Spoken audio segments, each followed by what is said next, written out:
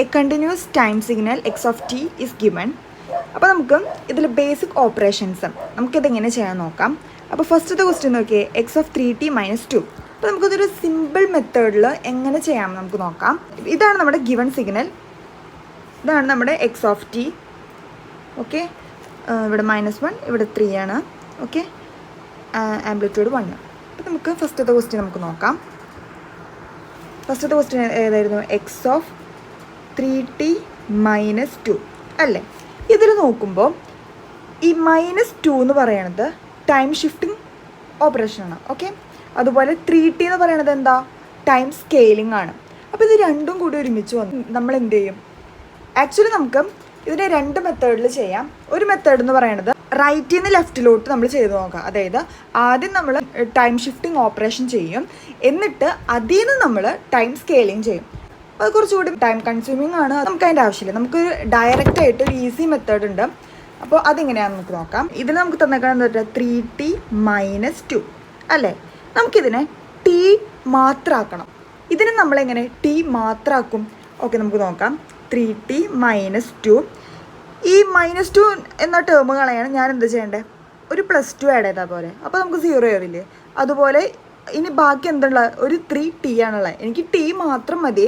അപ്പോൾ t മാത്രം ആക്കാൻ വേണ്ടി ഞാൻ എന്ത് ചെയ്യും? അടിയിൽ 3 വെച്ചിട്ട് ഡിവൈഡ് ചെയ്യാം. അപ്പോൾ ഈ 3യും 3യും കട്ടായി പോകും. -2 + 2 0 ആയി പോകും. അപ്പോൾ അവസാനം എനിക്ക് t മാത്രമായിട്ട് വന്നില്ലേ. അപ്പോൾ ഈ t മാത്രമാക്കാൻ ഞാൻ എന്തൊക്കെ ചെയ്തേ? ന്യൂമറേറ്ററിൽ ഒരു 2 ആഡ് ചെയ്തു, അതുപോലെ ഡിനോമിനേറ്ററിൽ ഒരു 3 ഡിവൈഡ് ചെയ്തു. ഇനി നമുക്ക് നോക്കാം. നമ്മുടെ ക്വസ്റ്റ്യനിൽ എന്താ ഏതൊക്കെയാണ് പോയിന്റ് എന്നൊക്കെ? -1ഉം 3യുമാണ്. അപ്പോൾ ഈ -1ൽ -1 ഞാൻ എന്താ ന്യൂമറേറ്ററിൽ ആഡ് ചെയ്ത് +2, അതുപോലെ ഡിനോമിനേറ്ററിൽ 3. എത്ര കിട്ടും? ഫസ്റ്റ് 0.33 നമുക്ക് കിട്ടും. അതുപോലെ അടുത്ത പോയിന്റ് എന്തായിരുന്നു? 3 ആണ്.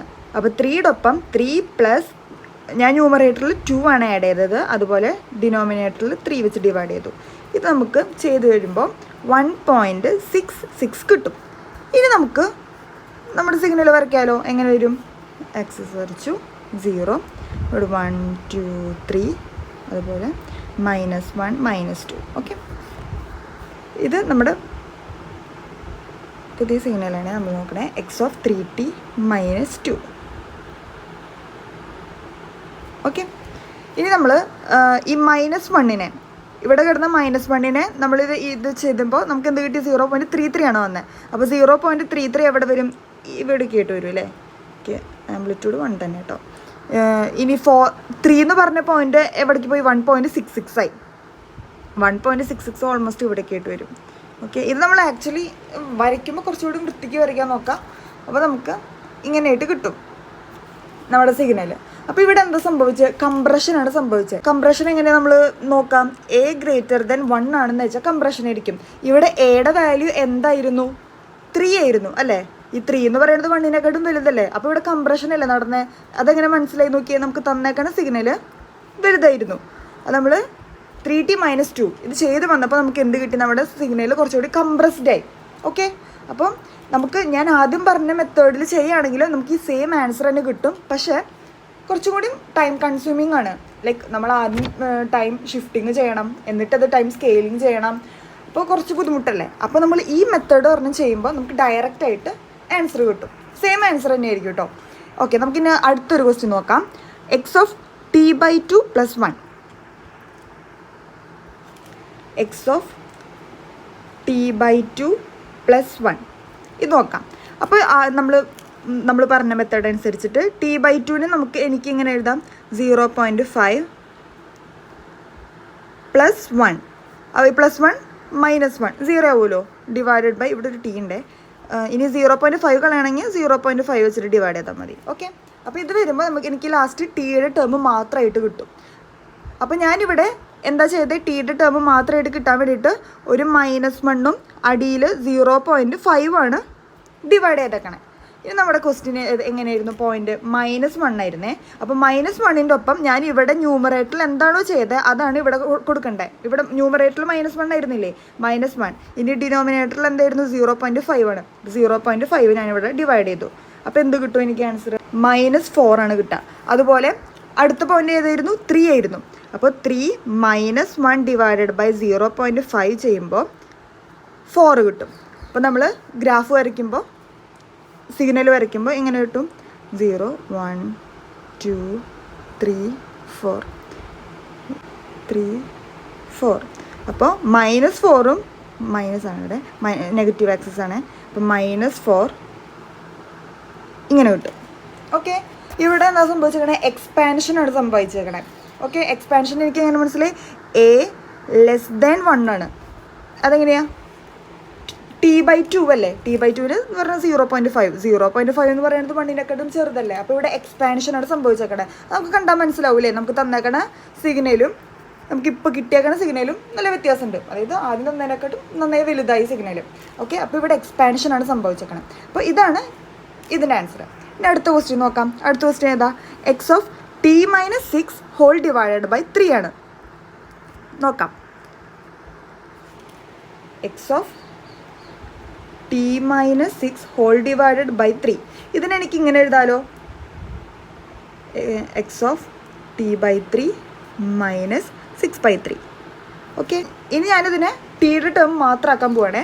അപ്പോൾ 0.3 t - 2. ഓക്കെ, അപ്പോൾ ഇതിൻ്റെ ഒപ്പം +2 ചെയ്യുക, ഡിവൈഡഡ് ബൈ 0.3 ചെയ്യാം. ഓക്കെ, ഇനി നമ്മുടെ പോയിന്റിൽ നമുക്ക് നോക്കാം. -1 + 2 ഡിവൈഡഡ് ബൈ 0.3 എന്ത് കിട്ടും? 3.33. അതുപോലെ 3 + 2 ഡിവൈഡഡ് ബൈ 0.3 എന്ത് കിട്ടും? 16.66. ഓക്കെ, അപ്പോൾ ഇതിന് ഗ്രാഫിലേക്ക് വരയ്ക്കാം. 0 1 2 3 4 ഇതിങ്ങനെ 16 വരെ. ഞാനത് കൃത്യമായിട്ട് വരയ്ക്കണില്ല. -2. ഓക്കെ, അപ്പോൾ നമ്മുടെ ഓൾമോസ്റ്റ് ഇവിടെ 3.33 ഇവിടെ വരും, 16.66 ഇവിടെ വരും. ഇങ്ങനെ വരയ്ക്കാം. ഓക്കെ, ഇനി നെക്സ്റ്റ് ക്വസ്റ്റ്യൻ നോക്കാം. നെക്സ്റ്റ് ക്വസ്റ്റ്യനിൽ x(-t - 1). ഇവിടെ ടൈം സ്കെയിലിംഗ് അല്ല വന്നേക്കണേ. ഇവിടെ -t - 1 എന്ന് പറയുമ്പോൾ മൈനസ് അല്ലേ ടീയുടെ മുമ്പിൽ വന്നേക്കണേ. അപ്പോൾ അതിനർത്ഥം അവിടെ ഇവിടെ ടൈം റിവേഴ്സിലാണ് വന്നേക്കണേ. അപ്പോൾ ടൈം റിവേഴ്സൽ എന്ന് പറഞ്ഞപ്പോൾ എന്താ? മിറർ ഇമേജ് ആയിരിക്കും നമുക്ക് ഫോം ചെയ്യാം. നമുക്ക് നോക്കാം എന്താ വരണേന്ന്. x(-t - 1) അല്ലേ നമ്മുടെ ക്വസ്റ്റ്യൻ. അപ്പോൾ -t - 1 +1 ഡിവൈഡഡ് ബൈ -1. ഓക്കെ, ഇനി നമ്മുടെ പോയിന്റ് നോക്കാം. -1 + 1 ഡിവൈഡഡ് ബൈ -1 = 0 കിട്ടും.